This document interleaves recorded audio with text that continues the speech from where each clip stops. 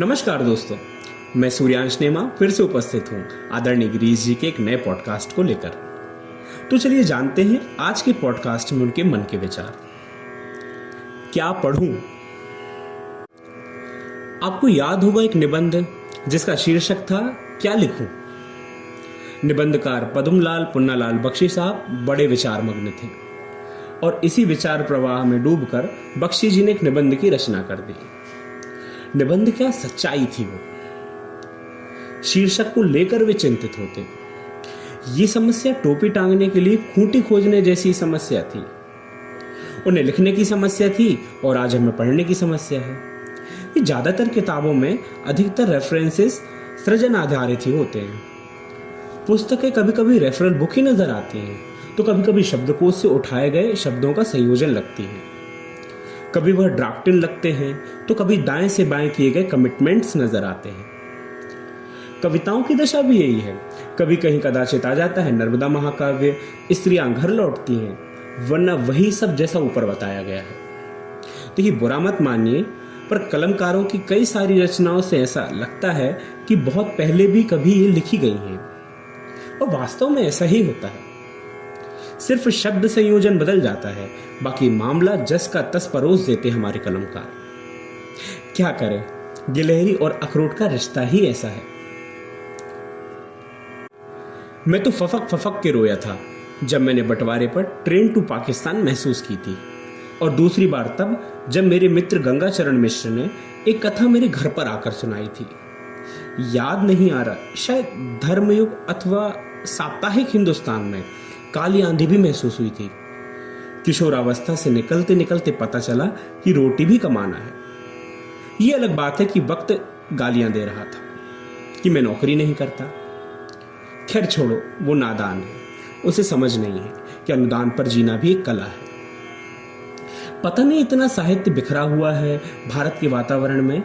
कहानी लिख लो, कविता रच लो, निबंध लिख लो, पर कई लोगों का कंटेंट आयतित क्यों है, समझ में ही नहीं आ रहा।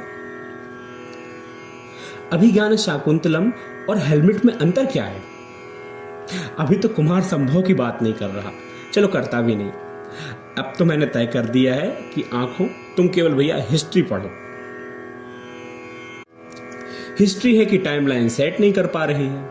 लिखने में गोया गलती से या जानकर मिस्टेक हो गई, तभी तो सोच समझकर यह लिख गया कि श्री रामकृष्ण केवल कपोल कल्पनाएं हैं। अब ये वाक्य पढ़कर आपको लग रहा होगा कि ये दाएं या बाजू से उभरा कोई चिंतन है। निश्चित तौर पर यही घोषित कर रहे हैं लोग। और जैसे ही अरुण पांडे जी ने भरत मुनि के नाट्यशास्त्र का उल्लेख किया तो मैं समझ में आया कि कोई कुछ भी कह ले, लेकिन विद्वान जन अपने संदर्भों को अंगीकार कर रहे हैं।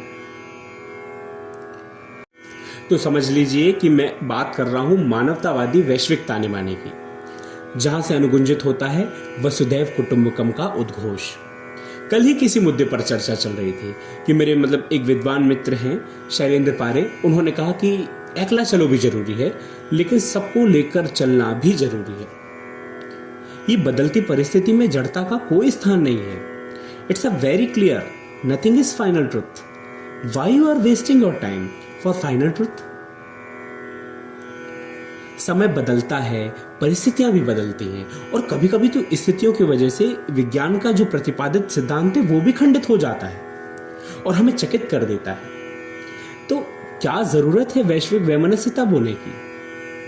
जरूरत तो ये है कि जो बोया है अगर वह कटीला है तो कांटों को तोड़ दिया जाए, कुछ नया उगाया जाए। आज का लेखन पलाशी लेखन है। पलाश मौसमी फूल है। ये कहते हैं कि कुछ देर दमकते हैं पलाश, फिर वसुधा पर गिर जाते हैं। कुछ देर दमकते हैं पलाश, फिर वसुधा पर गिर जाते हैं। युग युग तक रौनक बनी रहे, तब हीरे ही कर पाते हैं। पहले वाले समाज के लिए लिखते थे, और आज के अधिकांश लेखक साहित्य को बेचने के लिए लिखते हैं। कबीर के बाद कबीर पत्थर के बना के उन्हें पूजें तो कबीर हंसेंगे कि ये मैंने बेवजह लिखा था कि पाहन पूजे हरि मिले तो मैं पूजू पहाड़, तासे जा चाकी भली पीस खाए संसार। देखिए, कबीर ने जो कहा अपने मदमस्त अंदाज में कहा। कवि की अभिव्यक्ति के संदर्भ को समझना चाहिए। और ये अब के कबीर कमिटेड हैं और पक्षपाती भी।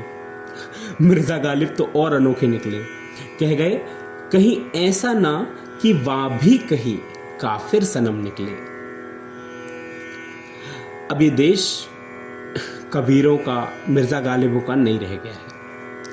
अब यहां आयतित विचारधाराएं अथवा कुतर की चिंता राज है, या यूं कहें कि वही पढ़ो जो हम पढ़ाएं, वही सुनो जो हम सुनाएं। जो राग उनने बना के रखी, उसी पे शब्दों को हम सजाएं।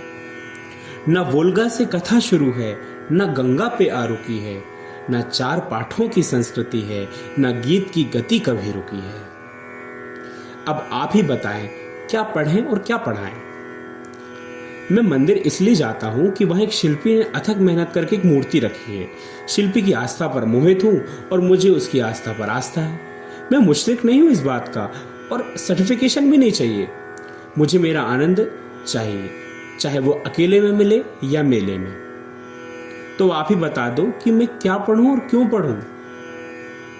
खैर चलो, जो जब तय करना है तब बता देना।